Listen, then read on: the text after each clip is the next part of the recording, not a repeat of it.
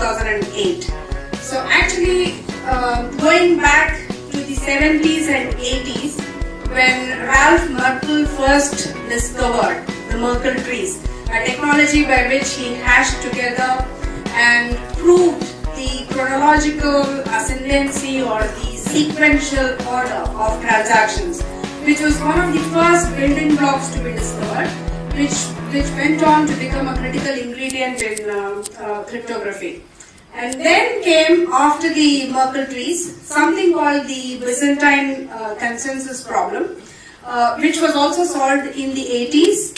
And then came a revelation called the probabilistic revolution, which was an insight that came to our early crypto founders that something can be proved or disproved with astronomically higher probabilities, if not entirely proved to be correct or incorrect, and that was sufficient to base mathematical formulae on. And this was the entire premise on which cryptography was based. And this was also a key ingredient. And based on these three primitives, they went on to found something called DigiCash, PayPal. You saw that PayPal was very successful, but it went under the radar for 15 years when different states in the United States of America were struggling and were claiming that PayPal was illegal in some states and so on, and none of the incumbent financial institutions took it seriously. So DigiCash, PayPal, some of the more private and toy cryptocurrencies, if you remember Virtual World and some of the virtual currencies which were not real, and they were just playthings. So these came first, and then came the more serious Bitgold, B-Money, and secure property titles, which we were transforming towards more serious cryptocurrencies. But still, it was only a precedent to Bitcoin, and then finally when all these elements came together, we had an earthquake, an earth-shattering revelation, which was Bitcoin. This was in 2008, and when Bitcoin came, its profoundness and its impact was almost lost on a lot of people because most people saw it as a speculative thing, or most people did not know what to make of Bitcoin. And then we have almost spent a decade now refuting the authenticity of Bitcoin and writing it off. And several academics and several economists, central banks, governors of countries, almost Bitcoin has single-handedly faced the wrath and attacks from every single corner. And the pleasing thing is it has not only withstood, it has thrived, and it is only going stronger with each resistance. So after Bitcoin, that was not all. There was a bigger earthquake because Bitcoin actually held a lot of concepts in it. Cryptocurrencies, blockchain, everything that we're seeing today were already encapsulated in the notion that Satoshi had when he invented Bitcoin. Of course, it was not obvious except to the visionaries. So the bigger earthquake happened in 2014 when Vitalik came up with the concept of Ethereum. So smart contracts, at least on the appearance, on the surface of it, seemed a very different concept from Bitcoin. But Ethereum was the first architecture or infrastructure on which anyone could build customized smart contracts. Now, the smart contract was a very, very profound invention because almost every business agreement or every business logic could be translated into a smart contract, the performance of which could be left, the verification of the performance of which could be left to machines, which was a big breakthrough.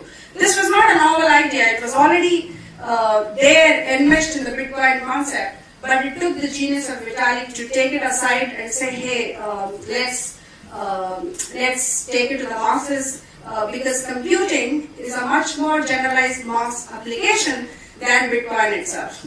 So after the earthquake of 2014, we had another expected tsunami in last year, 2017. So what happened before 2017 was only the very blockchain experts, the crypto pioneers who really knew the subject well, they had done the ICOs, right? So Ethereum's own ICO was probably in 2014 or 15, and its testnet went live in 2015. And a lot of others like Mastercoin and some of the other prominent ICOs, like even Augur and stuff, they all happened early on, not in 2017. And people thought that, okay, these are the blockchain experts. But then one phenomena that took everybody by surprise and shock was that blockchain went mainstream and cryptocurrencies went mainstream. So this was a completely new and different application that was not envisaged by even the blockchain founders and crypto founders themselves. So 2017 was a complete shock, not only to the general economy as such, but even to the blockchain insiders and the crypto founders. So to give you a perspective, almost $5 billion were raised last year, just through ICOs alone. So Ethereum, which people were arguing where is your application, of course it sounds very good and it's a Ethereum virtual machine and a decentralized world computer and so on, sounds very mathematical and sophisticated and futuristic and alien, but where is your real application? These were the questions that were being asked to Ethereum founders even as late as early 2017. So suddenly Ethereum had found its controversial application, which was being the killer app for tokens. So now, that's not a very derogatory compliment. I would say it's a phenomenal compliment because Ethereum single-handedly has moved the scales, tilted the scales of the economy, and created hundreds of overnight millionaires who are promising to give you the future of decentralization. So don't just brush off the ICOs. Within the ICOs lies a seed of the future innovation that the whole Bitcoin and blockchain economy holds the promise for. So my own project is going to deal with capital markets industry, which is one of the biggest because it's all encompassing. So you take every industry, like we've just had the education industry and the human resources recruitment industry, and you take several other industries like manufacturing, like hospitality, and anything else, any of the 800 ICOs that have happened, all of them are going after, let's say, one single industry or a subset of the full industry. But if you put all of these together, it's going to be a superset, which is the capital markets industry.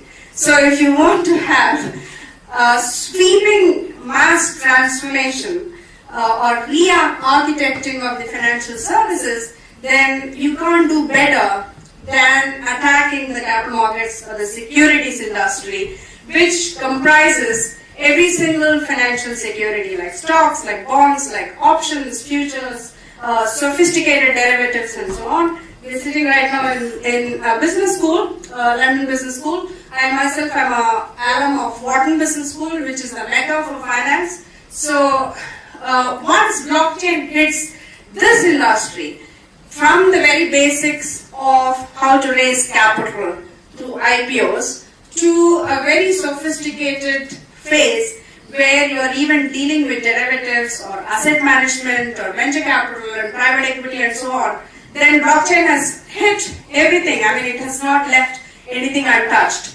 So with something so dramatic staring us in the future, I am quite shocked personally that none of the blockchain experts and none of the ICOs went after this really biggest application. So probably the privilege is mine to take on the real biggies of Wall Street. So starting my talk on Capital Coin now. So the world needs a new capital market platform. Why? Because the biggest banks, financial institutions, or the so-called centralized intermediaries and incumbents have staked their territories and they are seeking or extracting extraordinary rents. Well, that is in the nature of the incumbents. Because if you look at any single industry and you look at the top 10 winners of that industry, every few years or every decade or so, it's natural to see a churn in that industry.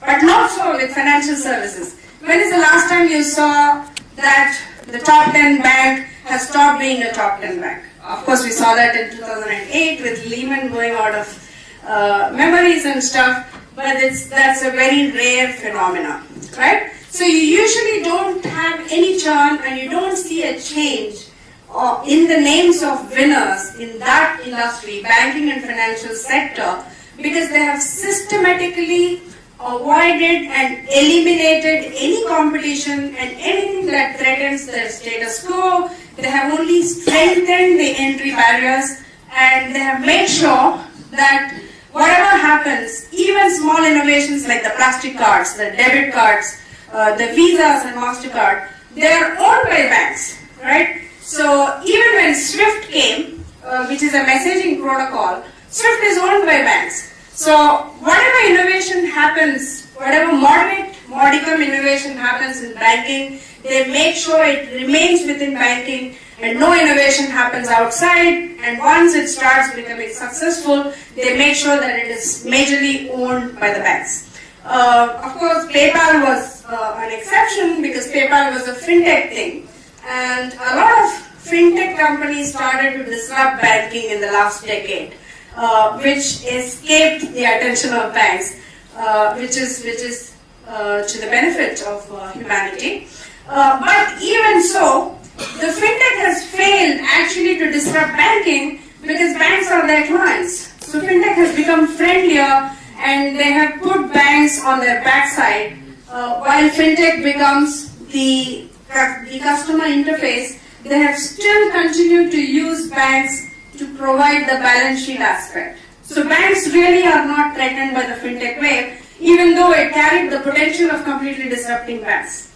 So now we are at the final leg where banks can no longer have it easy because, of course, there is a choice of the blockchain disruptors also becoming friendly with banks, which is what we see in several ICOs.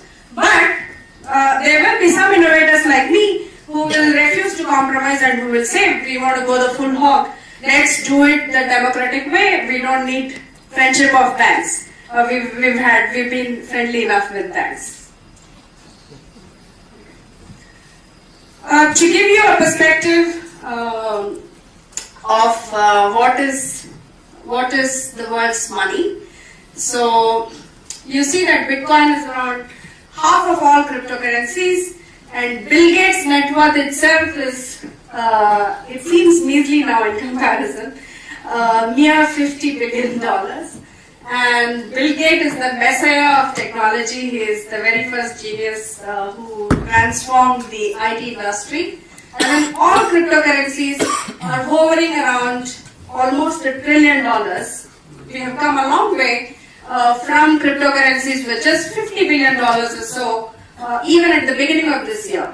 I remember when Vitalik visited India just in the end of 2016, and he was speaking to the audience saying Ethereum's valuation is somewhere between $1 and $3 billion. Just imagine what that, and he was pretty proud, justifiably so, even at that valuation. And at that time, Bitcoin's valuation was around $10 billion or so. And look at where we are today, it's almost $1 trillion. And to give you a perspective of what Bitcoin actually attacks, let's say, the USD in circulation and all monies in circulation. So the entire USD in circulation is only $1.5 trillion.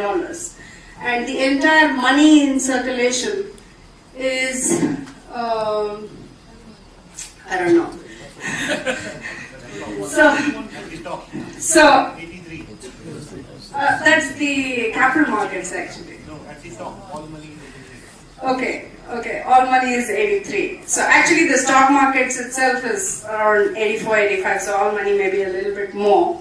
The entire money is this, physical money, which is all currencies, which is $31 trillion. So cryptocurrencies are now at $1 trillion. But just look at the magnitude of increase right? We have come from measly $10-15 billion to $800 billion. So the scale is like completely off scale. So this is beyond extrapolation. So it reminds me of an incident when Professor Ashwath Damodaran, I believe, he is a professor, I think, from Stern Business School. He once had a debate with some of the VCs, very prominent VCs, on the valuation of WhatsApp or something like that. Probably, let's assume it was WhatsApp. And the VCs told him the professor was wrong by a multiple of 25 times or so. And the professor, being being an academic, he started justifying it with the DCF valuations and discounted cash flow modeling and so on. And of course, the VCs proved him wrong. And that was a moment of epiphany for the economy, because at that time, the new phenomena that the academics had failed to take into consideration, and something was going off charts, just like what we are witnessing today. It was called the network effect. The valuation, I think, was for Uber, not WhatsApp. So Uber was the first company to actually show the world the network effects, which completely threw off balance every academician's valuation model. Even the VCs. So even the VCs who had said that Ashwath Damodaran had underestimated by 25 times, even they were wrong by the ultimate valuation of Uber, because network effects is something that was again not in the scope of valuation by any known metrics. So in cryptocurrencies, we are seeing a similar phenomena where no metrics and no measures are adequate to calculate what awaits us in the future. Okay, so look at some of the most phenomenal ICOs of last year. So as we went from January, February, and came April and May, we started to see mind-boggling figures. Some of the ICOs garnering $200 million, $250 million, and so on. And those appear to be superstars. And look at what they have done. So EOS is apparently now somewhere close to $800 million and counting, because it's an endless, like a bottomless ICO, where people continue to flow money in. And let me hold my comments on what actually the product is and so on. And we saw Polkadot, Status, 10x. Like some of them are interesting applications, right? But one remarkable thing to note, most of these ICOs were nothing beyond the applications that were already illustrated in the white papers of Bitcoin and Ethereum. So correct me if I'm wrong.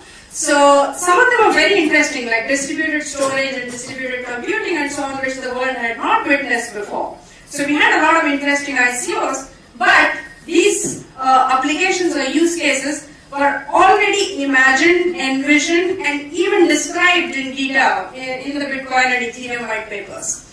So we actually didn't have too many imaginative disruptors who actually understood the vision of Satoshi Nakamoto to really apply blockchain to where it really hurts the incumbents. So what is blockchain?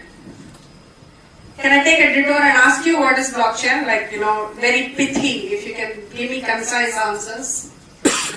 Is it a ledger, faster, cheaper, secure, private? Some recordings in the system, and it's going to be massive, and no one can fake it within this. Okay, so you're saying it's an irrefutable ledger. Okay, what is blockchain? Anyone? It's too basic a question. Am I embarrassing your intelligence? Immutable. Decentralization. Immutable, decentralized. Okay, immutable decentralized database. Anyone? Okay. Okay, so you're all telling me very nice features of blockchain, but that's not what blockchain is. The true promise of blockchain is an attack on centralization. Okay? So when you say decentralization, even that does not capture the attack on centralization. Because you can use blockchain as a decentralized ledger or a distributed ledger and still not be attacking centralization. So when you truly attack centralization, you are attacking the vested interests or the corruptibility or the conflicts of interest that any centralized institution can have. They come to represent agency problems between the institution that controls something, controls money or assets or whatever, of the people, and the interests of the people itself. So that is the basis of the centralization problem that Satoshi set out to attack. And it was only possible to do it with Bitcoin and blockchain. So it's not about cheaper, faster, more secure, costless remittances and so on. The basic idea is to put the power of democratization or peer-to-peer in the hands of people and completely getting rid of centralization. And what that means is no more rent-seeking behavior from centralized incumbents who decide to be monopolies, who decide to be cartels, right? So if they decide to be cartels, then the customers have no power. We have no bargaining power, we have no leverage, we have no negotiating power, right? So that is what Bitcoin and blockchain sets out to attack. So until we carry applications, we create applications to attack this centralization problem. And centralization exists in every walk of life, right? In education, in governance, in manufacturing, everywhere there is centralization. So actually the last decade when we saw the fintech wave of disruptors like Uber and Airbnb and so on, they're actually peer-to-peer shared economies, but even they are centralized. So Uber can decide, how much should be the margins, what should be the wages for the drivers and so on. So it is still saddled with the centralization problem, which for the first time blockchain tries to solve. So unless we solve these world problems with blockchain, we are not actually doing justice to Satoshi's promise or gift. Okay, so apply this to capital markets. We have a lot of problems in the world. One of the problems is heterogeneity of economy, right? So some countries are rich, some are poor. We're not actually arguing for equalization of society, but even when there is merit, so some emerging economies are growing really fast and productivity is very high because they have the technological progress and they have very talented youth and so on. But even those economies which ought to be deserving the higher share of the world investment dollar don't get it, right? And this is because the world is imperfect. So imperfection is everywhere, and more so it is heightened by differential growth rates of economies and a lot of frictions and a lot of imbalances in capital movement, which is something that blockchain can set to correct. So if you apply blockchain to the capital markets world, you can envisage a borderless world, a decentralized world, trust minimized, and frictionless movement of capital. So for example, let's say the Chinese companies have very fast growth, despite the fact that Chinese households have excessive savings, those savings are funneled to asset managers in the West to be funneled back again to emerging economies. So why don't the Chinese households who save a lot, why don't they direct their investments or their excessive savings to Chinese companies who are much more productive than in the world, or to Indian companies? Ironically, Indian entrepreneurs and Chinese entrepreneurs are paying the highest interest costs because their capital is very expensive. And this is despite the fact that the households in these countries are the ones supplying excessive capital to the West, because West is a consumption economy. So these kind of inequalities and unfairness we can start to disrupt with blockchain.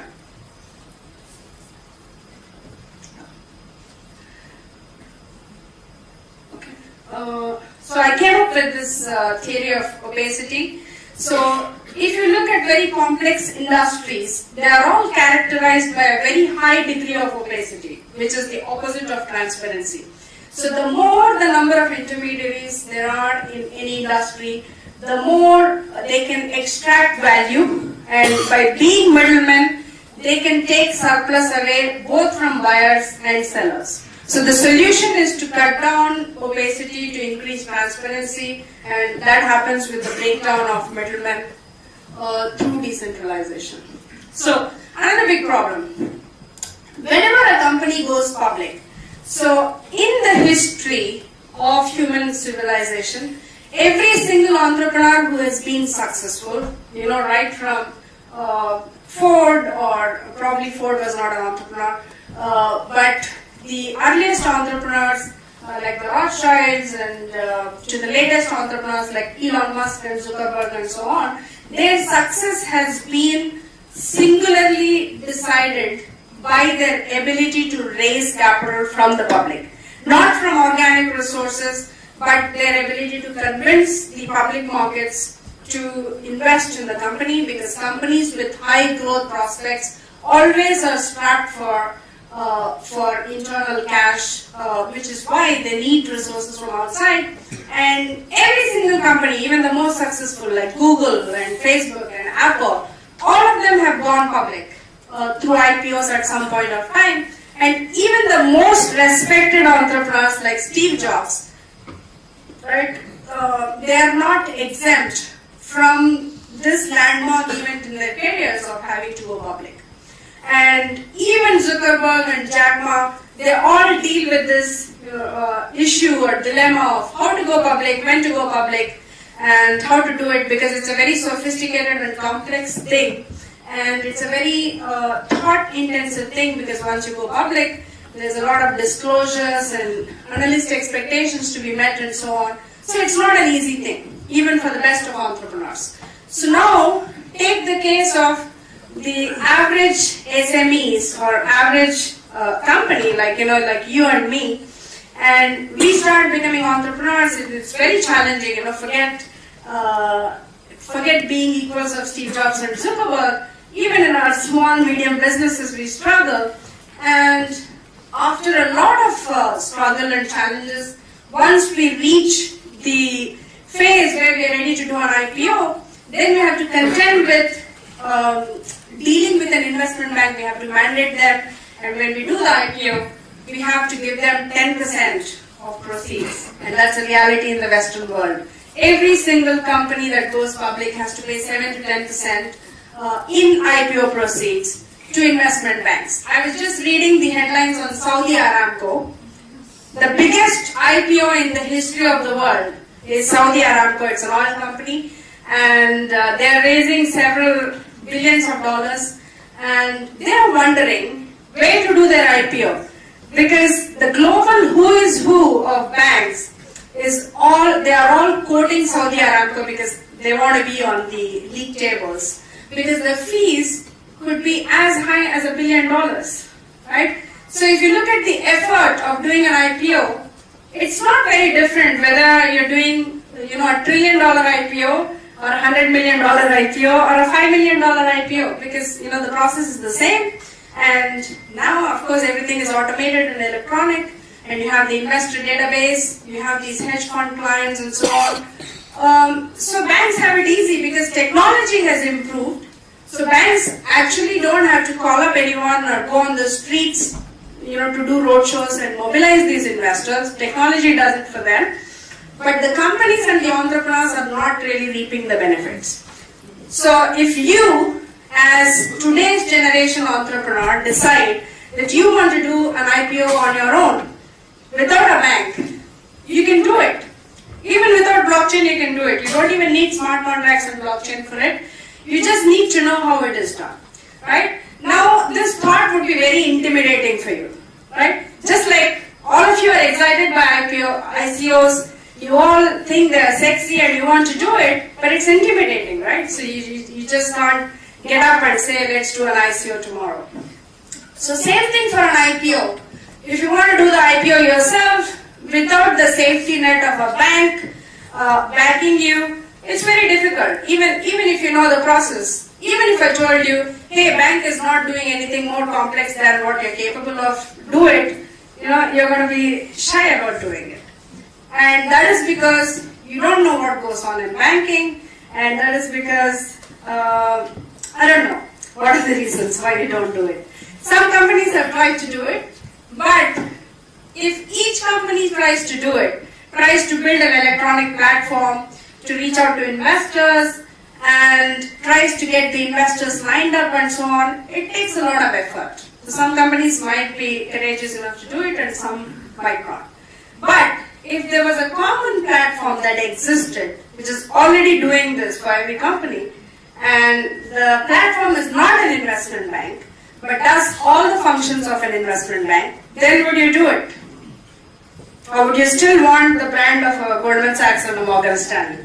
Would you do it or not? Okay, so that is what we plan to do. So ICOs are the sexy thing. They have already disrupted venture capital, and rightly so, because venture capitalists are really horrible. I'm sorry to LBS, which produces a lot of VCs, but in my view, only those deserve to be VCs who have earned a lot of wealth. Okay, like Mark Zuckerberg, Jack Ma. They are exceptional entrepreneurs. They can spot talent. They can see who can be an entrepreneur like themselves, right? So if I brought Jack Ma here and if we interacted with all of you, he'll be able to pick if one of you is going to emerge as Jack Ma. No doubt about it, because they know what it takes to get there. But same thing for a VC. I bring a VC into the room and ask him to predict which of you is going to be a Jack Ma. No, because he is not a Jack Ma, one. And two, he is not an Andreessen Horowitz also, and he's not a scientist and stuff. So most VCs, they are hired for the jobs, or actually they go and find this employment with the VC firms, which does not impart them skills to find talented entrepreneurs. But they have come to be VCs somehow. So they don't have any particular skills, which is more special than yours or mine. So basically they are in the wrong job. So if that is the case with VCs, and most of them struggle to find the winners, and once they have found one winner, all of them get behind it because they realize how difficult it is to find a winner. So all of them get behind it and inflate the valuations because not a single one wants to be out of that funding round, right? So that's why we have the double problem. One of VCs not investing in worthy companies because they cannot assess risk, they cannot assess potential, they cannot assess future winners. And second, once they have assessed future winners, they're too expensive. And then think about common man. If you want to be in the game, if you want to spot the next Ethereum, or the next Facebook, next Google, first of all, you're not a VC. And then you have to wait till they go public. And even when they go public, the access is very difficult. At least I know the IPO process in India and so on, where you have brokers and dealers dealing with these prospectuses, and it's a very tedious and a long-drawn process. So the IPOs, I argue, are outside of the precinct of common man, which it should not be, right? So right now you're seeing that so many ICOs are attractive, and you're taking risk that is disproportionate to what you should be doing because you're not cryptocurrency experts. And what the ICOs are offering are tokens which have no bearing and no representation to the real assets, products, or services of the companies, right? But if we were to open this up to the IPO sector, or the real securities in the company which actually represent something, right? So let's say a manufacturing company, manufacturer of widgets, he might not be able to do an ICO today because he doesn't know how to invent a token and force fit it to an ICO. But if he were offered the option of doing an IPO using such a platform, it's very easy for him because he gets access to a global borderless investor database, and you get access to a company's real security, because the manufacturer has some plants, he has some lands in Shenzhen, he has IP in patents, he has some machinery and so on. So if you own a share, you have actually an ownership of those assets. It's not like an ICO or a token, where some of those ICOs that I showed you, if you read their white paper very carefully, it says you own nothing. And if the ICO were to offer nothing, you have no claim against anybody, right? So here is a real security where the company is saying, one share in my company represents 1/10,000 of all my assets or whatever. You have a real claim. So this is a real security, and most ICOs have shied away from this region. They have treated it as a danger zone, like nuclear, radioactive, nuclear zone, where nobody has ventured into that zone. And there is something called a Hovey test, which is a very famous test, which is on top of mind recall of every ICO entrepreneur, because if you fail the Hovey test, then the SEC can come right after you. So the news this week, there is one ICO called, I forget the name, maybe Astrade or something, which completely under the radar seems to have raised some $600 million or so. And the SEC has come down on them, saying you have defrauded investors and you need to return that money. Right? So the question on everybody's minds over the past few months, ever since SEC released its judgment on Dow, right? Ever since then, the question on everybody's minds was how fast to do an ICO and how not to do a security ICO, how to do a token which is not a security. So lawyers who can tell you for sure what is a security token and how not to do a security token are in very high demand, and they are minting a lot of money. Okay, sorry, I'm digressing like too much from at least the plasma protocol, and even there are even some contenders to plasma protocol, which are being invented by a lot of people, which is mind-boggling, right? So a few months ago, you would not have anticipated a lot of innovators coming and actually competing, even with Ethereum and plasma. So today we have alternative protocols which are claiming that they will have 50,000 transactions per second speed or infinite transactions per second speed. We are yet to see. Okay, so it's not yet tested, but these designs, they seem plausible. So within a year, I think we start to see decentralized exchanges or some sort of a hybrid. Not everything needs to be completely decentralized.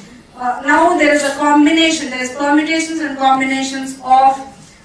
First, there needs to be an order book building, then order fulfillment and order settlement. These three things, all of them don't need to be on-chain. So some of them can be off-chain. So first we will start to see some hybrid solutions like that. And then ultimately, we might have some breakthrough. Just like we have a breakthrough now of proof of stake, which is alleged to be a lot more superior in terms of transactions per second than proof of work, right? And some of them are working very fine, like Steemit and BitShares, all of those are working on proof of stake protocols, and they're working as fast and as efficiently as any of the centralized protocols. So it's not far. And so the speed at which this industry is evolving is at breakneck. So decentralized exchanges and even marketplaces are not far. So we might see an Amazon and an eBay on blockchain in a not too far a future.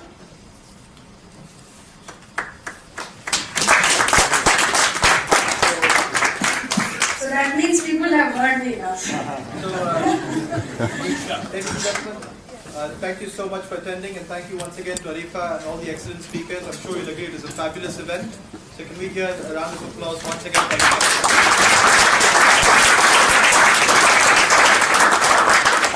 All other questions we can do one-to-one if Arifa permits. Thank you. And let's all hit